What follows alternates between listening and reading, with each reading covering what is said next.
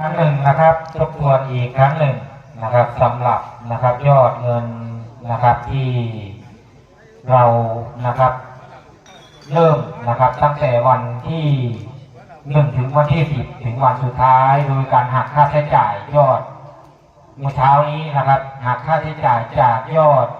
375,059 บาทนะครับแล้วก็มาหักค่าใช้จ่าย 90,000 บาทคงเหลือ 285,000 นะครับ59 บาทแล้วก็ยอดทั้งสิ้นรวมกับวันนี้